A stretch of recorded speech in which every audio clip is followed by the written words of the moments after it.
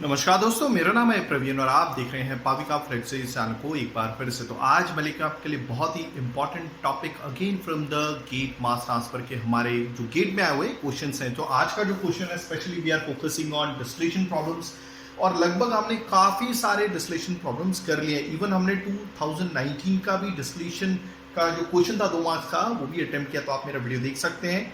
Okay, तो आज का जो स्पेशल क्वेश्चन हम अटेम्प्ट करने वाले हैं that was asked in GATE 2013, 2 marks का है। जैसे कि आप देख रहे हैं हेडिंग है गेट प्रॉब्लम्स ऑन डिस्टिलेशन।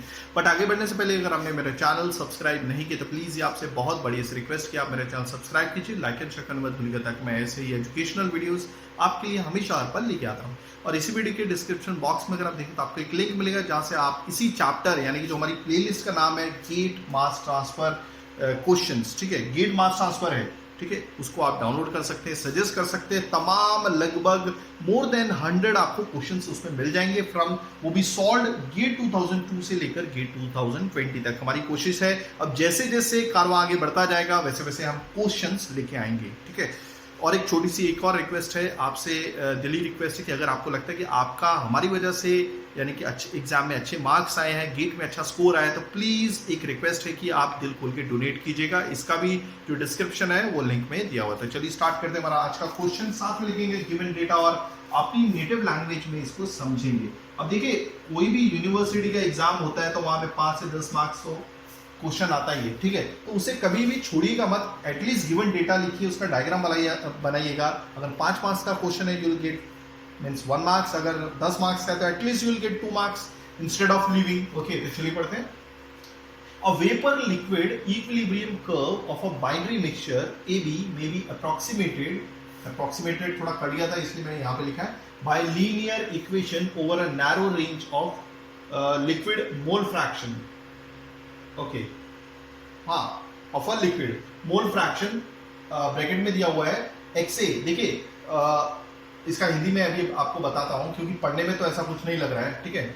पहले मैं पढ़ ही देता हूं, ठीक है। Of a liquid mole fraction, और ये जो क्या बोलते हैं, ये मोल फ्रैक्शन है, ये जो आपको दिख रहा है ना x के बेस पर A है, यानी कि एक बाइनरी मिक्सचर है। ओके, बाइनरी मतलब 2 मॉलिक्यूल का मिक्सचर है आपस में, ठीक है।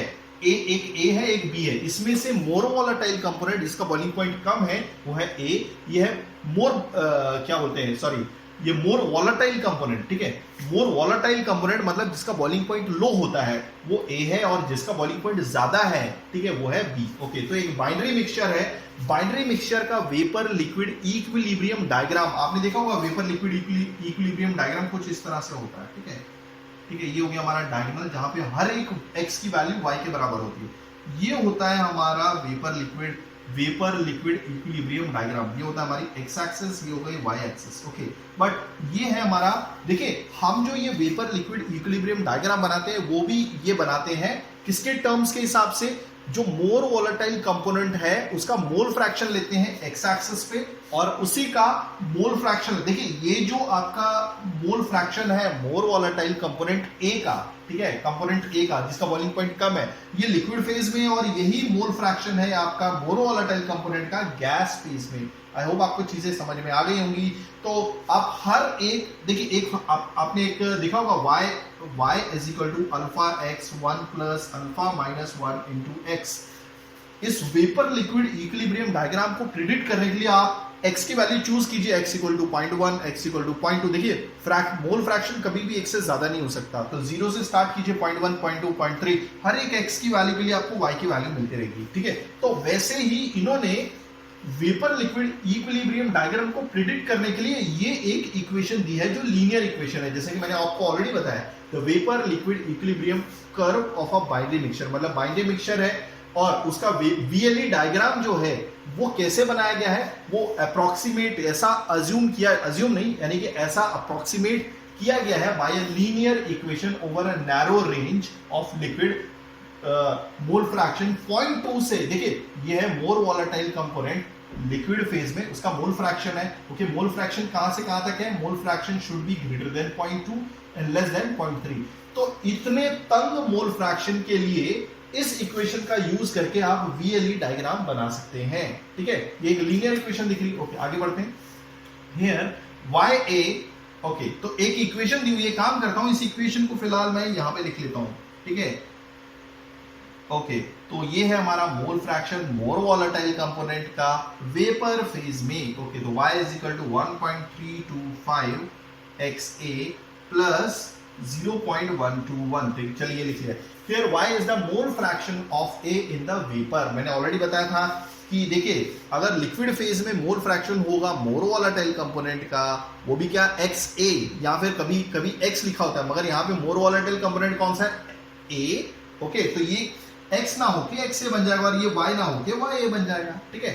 ओके, तो ये तो बता दिए। Okay, 100 moles of feed XAF is equal to 0.28 bracket में लिखा हुआ is batch distilled to a final residue, bracket में लिखा हुआ XAW इक्वल टू 0.2। ओके, देखिए यहां पर क्या है, फीड कितनी दी गई है एक डिस्टिलेशन कॉलम को। मैं यहाँ पे डिस्टिलेशन कॉलम भी बना देता हूँ। देखिए एक्चुअली में ये बैच डिस्टिलेशन कॉलम है। ठीक है। ओके, तो ये हो गया हमारा कॉलम और ये नीचे क्या बोलते हैं, एक पॉट रखा हुआ है। ओके, यहां से वेपर आए, ये हो गया हमारा कंडेंसर। ओके, चलिएगा, तो यहाँ पे कुछ अमाउंट का यानी कि वापस रिफ्लक्स डाल दिया जाता है। ओके, यहाँ पे डिस्टिलेट निकाल दिया, यहाँ पे एल निकाल दिया, ये हो गया वेपर। क्लियर हो गया। ओके, फिलहाल यहाँ पर एक चीज और है, कुछ दिया हुआ है। ठीक है, 100 मोल इसको फीड दी जा रही है। यहां पर फीड कितनी है? This is 100 moles. ठीक है। ओके, और ये क्या है? F की वैल्यू है, तो therefore F they have given is 100 moles. Clear हो गया। तो ये है बैच डिस्टिलेशन। याद रखिएगा कितने टाइप के डिस्टिलेशंस होते हैं, हमने देखे अभी टेक्निक्स कौन कौन सी होती हैं। एक मैकेप-थिल मेथड होता है जिसमें कॉन्टिन्यूअस डिस्टिलेशन होता है, एक होता है फ्लैश और इक्विलिब्रियम डिस्टिलेशन, और तीसरा हमने बैच डिस्टिलेशन भी पढ़ा है। ओके, तो अभी आगे क्या बोल रहा है कि जो 100 मोल्स है फीड का, अभी ओके 100 मोल फीड है, मगर उसमें मोर वॉलेटाइल कंपोनेंट का मोल फ्रैक्शन कितना है? देखिए XA रिप्रेजेंट करता है, X रिप्रेजेंट करता है mole fraction of more volatile component. कहां पर? आपके लिक्विड फेज में। ठीक है, और ये किसका है? A कंपोनेंट है, मोर वॉलेटाइल कंपोनेंट कौन है? A। ओके, F क्या बताता है कि ये फीड में है, तो कितना है? 0.28। मतलब यहां पर फीड पे XA की वैल्यू जो है that is 0.28। ये लिख भी लेता हूं, that is XAF is equal to 0.28। ठीक है। ओके, अब इसको बैच डिस्टिल किया जाता है, मतलब ये सारी की सारी फीड इसमें डाल दी है पॉट में। ठीक है, उसे डिस्टिल किया जाता है कब तक? जब तक यही इसी पॉट में XAF की वैल्यू गिर के कितनी हो जाती है? XAW हो जाती है। ठीक है, W यानी कि देखिए ये मोर वॉलेटाइल कंपोनेंट का मोल फ्रैक्शन है लिक्विड फेज में, मगर ये W किस वजह से लगाया गया है? रेजिड्यू बोल सकते हैं या फिर बॉटम प्रोडक्ट बोल सकते हैं। W को हम बॉटम प्रोडक्ट या रेजिड्यू बोल सकते हैं। ओके, कितना दिया हुआ है? This is 0.2।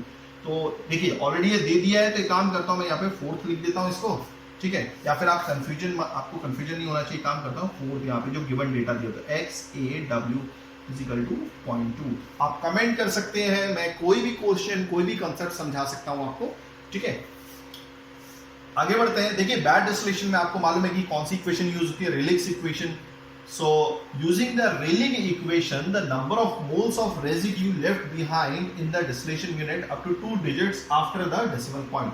तो जैसे जैसे ये डिस्टिलेशन प्रोसीड होता जाएगा, अब कितने मोल्स फाइनली रह जाएंगे? तो मान लीजिए हमने बोला कि जैसे जैसे अब डिस्टिलेशन हो गया, कुछ टाइम बाद डिस्टिलेशन हो जाएगा, बैच डिस्टिलेशन। ओके, तो फाइनली कुछ तो रेजिड्यू रहेगा। अब कितना रेजिड्यू रह जाएगा वो हमें फाइंड आउट करना है। तब बाय यूजिंग रेलिक्स इक्वेशन हमारे पास 4 ऑप्शन है, 60.3A, बी ऑप्शन है 63.2, सी ऑप्शन है 65.6, डी ऑप्शन है 66.7। एक ऐसा ही क्वेश्चन, मैं अगला क्वेश्चन भी आपके लिए लेके आऊंगा। याद रखिएगा इसमें XA की वैल्यू कहां से कहां तक डालनी है? 0.2 से 0.3 तक डालनी है। ठीक है, क्योंकि आपको ऑलरेडी दिया भी हुआ है। देखिए फीड की कंपोजिशन में कितना था आपका XA? 0.28। ओके, कहां तक आपको जाना है? 0.2 तक। तो ये वेपर इक्विलिब्रियम डायग्राम की जो इक्वेशन है जिसका यूज करके आप YA यानी कि मोल फ्रैक्शन मोर वॉलेटाइल कंपोनेंट का वेपर फेज में प्रिडिक्ट कर सकते हो। तो ये सिर्फ XA कौन सी वैल्यूज के लिए लिमिटेड है? 0.2 से लेकर 0.3 तक। ओके, हो सकता है कि 0.2 से नीचे वेपर इक्विलिब्रियम डायग्राम को प्रिडिक्ट करने की इक्वेशन अलग होगी, 0.3 के ऊपर वेपर लिक्विड इक्विलिब्रियम डायग्राम को प्रेडिक्ट करने की इक्वेशन अलग होगी। तो फिर फिलहाल हमें एक क्या बोलते हैं, एक वैल्यूज में बंधे रहना है। ठीक है, तो चलिए अभी हम सबसे पहले देख लेते हैं हमारी रेलिक्स इक्वेशन है क्या। ठीक है, या चलेगा। ओके, तो रेलिक्स इक्वेशन क्या बोलती है? सो देयरफॉर रेलिक्स इक्वेशन, याद रखिएगा रेलिक्स इक्वेशन जो है बैड डिस्टिलेशन में यूज होती है। Okay, this is your ln f by w equal to integration from xw to xf, ठीक है, okay, dx y star minus x। Okay, इसमें x क्या है, y स्टार क्या है? x क्या है? आपका मोल फ्रैक्शन मोर वॉलेटाइल कंपोनेंट का लिक्विड फेज में। फिलहाल यहां पर आपका मोर वॉलेटाइल कंपोनेंट कौन सा है, ए या बी? ए बताया हुआ है, तो यहां पर इसको एक्स ए लिख सकते हैं। ओके, वाई क्या है आपका? ये मोर वॉलेटाइल कंपोनेंट है आपका वेपर फेज में, ठीक है, और मोर वॉलेटाइल कंपोनेंट, तो इसको भी वाई ए स्टार लिख सकते हैं। अब ये दोनों वैल्यूज आपको मालूम है कि लिक्विड फेज और आपकी वेपर फेज दोनों आपस में इक्विलिब्रियम में रहेंगी, तो देयरफॉर जो मोल फ्रैक्शन है आपका मोर वॉलेटाइल कंपोनेंट का वेपर फेज में, और जो एक्सए है, एक्सए कौन है आपका? मोर वॉलेटाइल कंपोनेंट लिक्विड फेज में, दोनों आपस में इक्विलिब्रियम होंगे, तो ये इक्विलिब्रियम वैल्यूज है, ठीक है। और इंटीग्रेशन कहां से कहां किया जा रहा है? देखिए इंटीग्रेशन क्या होता है, that is nothing but the area under the curve. इसको ऐसे भी समझा जा सकता है। देखिए अगर हमारे पास, आपको इंटीग्रेशन सॉल्व करने के दो तरीके होते हैं, ठीक है, तो कैसे? देखिए अब ये जो ग्राफ है ये कुछ इस तरह से दिख रहा है, this is x versus 1 upon Y A star minus X A. Okay, अब एक हमें कर्व मिलेगा, ओके चलेगा, ठीक है। अब ये कर्व कहां से कहां तक देखना है हमें? XW से XF तक देखना है। ये जो पोर्शन है आप कैलकुलेट कीजिए, एरिया यहां पे डाल दीजिए, आप निकाल सकते हैं कोई भी F की वैल्यू या W की वैल्यू। सपोज अगर आपके पास ये वैल्यूज नहीं है तो हम इंटीग्रेशन कर रहे हैं विद रिस्पेक्ट टू x, तो इस y ए स्टार को x के रेस्पेक्ट में चेंज करना है, इंटीग्रेशन करना है, क्योंकि x के रेस्पेक्ट में चल रहा है बाय यूजिंग जो भी इंटीग्रेशन के फॉर्मूलेज होते हैं, ठीक है। तो अगर आप मैथमेटिक्स में सही नहीं है तो भी कोई प्रॉब्लम नहीं है, आप जस्ट इंटीग्रेशन का फॉर्मूला याद रखिएगा, ठीक है। तो चलते हैं। ओके, तो सबसे पहले मैं क्या करूंगा, ln f by w is equal to integration from X W. देखिए अब ये मोर वॉलेटाइल कंपोनेंट है, ठीक है, तो एक्स ए लिखा है, यानी कि ये मोल फ्रैक्शन है, ए का मतलब मोर वॉलेटाइल कंपोनेंट का। मोर वॉलेटाइल कंपोनेंट कौन सा है? एक्स ए है, और डब्ल्यू क्या है? Bottom product. Okay, x A F ऐसे ही लिख सकता हूं, देखो डी एक्स। ओके, अब मैं क्या कर रहा था, फिलहाल मैं फॉर्मूले से नहीं जाने वाला क्योंकि हमारे पास वैल्यूज भी नहीं है। ओके, हाँ कर सकते हैं, ऐसा कोई प्रॉब्लम नहीं है, ठीक है। हर एक x की वैल्यू के लिए आप y की वैल्यू प्रेडिक्ट कर सकते हैं, ग्राफ बना सकते हैं, कोई प्रॉब्लम नहीं है। बट हमारे पास एक अच्छा मेथड है।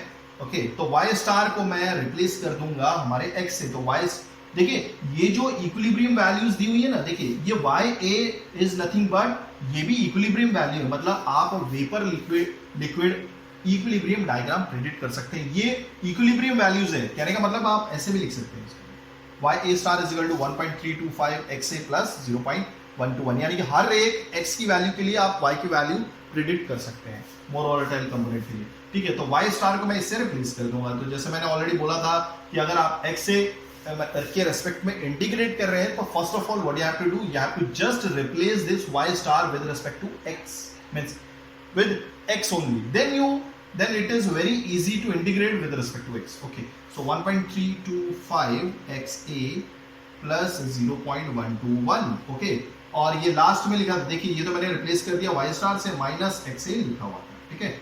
ओके, तो चलिए यहां पर करता हूं अभी मैं।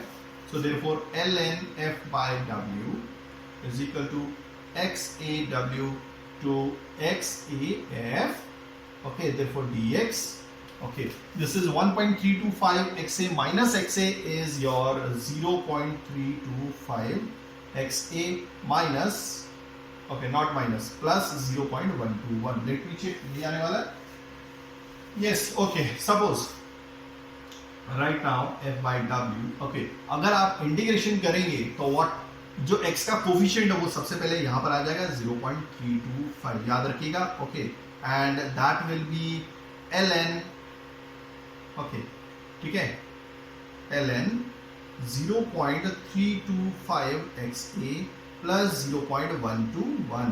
ओके, फिलहाल मैं इसको मिटा देता हूं क्योंकि ये तो हमारा हो गया है। ओके, ओके, ये जो इंटीग्रेशन पावर्स हैं ये यहां पर आ जाएंगे xaw and xaf, हो गया। चलिए यहां पे करता हूं, right now ln f by w is equal to 1 upon 0.325 okay, सो एक बार आप इस पावर को यूज करेंगे एक्सए में और एक बार एक्सए डब्ल्यू को। तो अगर आप सही तरह से इसको देखेंगे तो कुछ इस तरह से दिखेगा ये। तो 0.325 XA, तो XA की वैल्यू एक काम करता हूं, XA F है ना यहाँ पे, कोई प्रॉब्लम नहीं है, ठीक है। हाँ नहीं, ये तो जनरल है ना, आप XA के अंदर XAF की वैल्यू डाल रहे हैं। ओके, तो XAF की वैल्यू कितनी दी हुई है, this is 0.28 into 0.28, okay, plus 0.121 हो गया ये। ओके, माइनस एक बार ये वाली वैल्यू डालनी है, माइनस ln 0.325, फिलहाल तो इसका काम हो गया, ये तो आपको समझ में आ ही गया होगा कि क्या मीनिंग है इसका, ठीक है। 0.325 एक बार XAW की वैल्यू, XAW की वैल्यू कितनी है 0.2 प्लस 0.121 हो गया ये क्लियर। चलिए ओके, अब आप वैल्यूज निकाल लीजिए, it's very easy. So this is finally coming out to be F by W। Let me check, मैंने क्या लिखी है वैल्यूज। आप ln ऑफ दिस निकाल सकते हैं, माइनस ln ऑफ दिस निकाल सकते हैं। तो this is coming out to be 0.4025। Okay, so finally आपको क्या करना है, ये ln हटाना है, तो दैट मीन्स आप कैलकुलेटर में क्या कीजिएगा, e रेज टू पिंक वाला याद रखिएगा, एक पिंक वाला भी e होता है, वो नहीं करना है, तो इसका रेज टू पावर कर लीजिए directly. Okay, so you will get f की वैल्यू तो ऑलरेडी 100 दी थी, therefore w is equal to ये जो आएगा, this is coming out to be 1.495। So finally w is equal to 100 divide by 1.495, so w is equal to 66.85 answer, ठीक है। So this is your answer, यानी कि bottom product कितना था last में, जिसमें XAW 0.2 बचा, यानी कि मोल फ्रैक्शन मोर वोलेटाइल कंपोनेंट का बॉटम प्रोडक्ट पे कितना बचा, यानी कि W की वैल्यू 66.85। तो let me check what was the answer. So answer is your D। तो आई होप आपको चीजें समझ में आई होंगी। अगर आप ऐसी एजुकेशनल वीडियोस चाहते हैं तो please do right A comment, मैं पूरी कोशिश करूंगा टाइमिंगली वीडियोस लेके आने की। थैंक्स फॉर वॉचिंग, धन्यवाद, थैंक यू।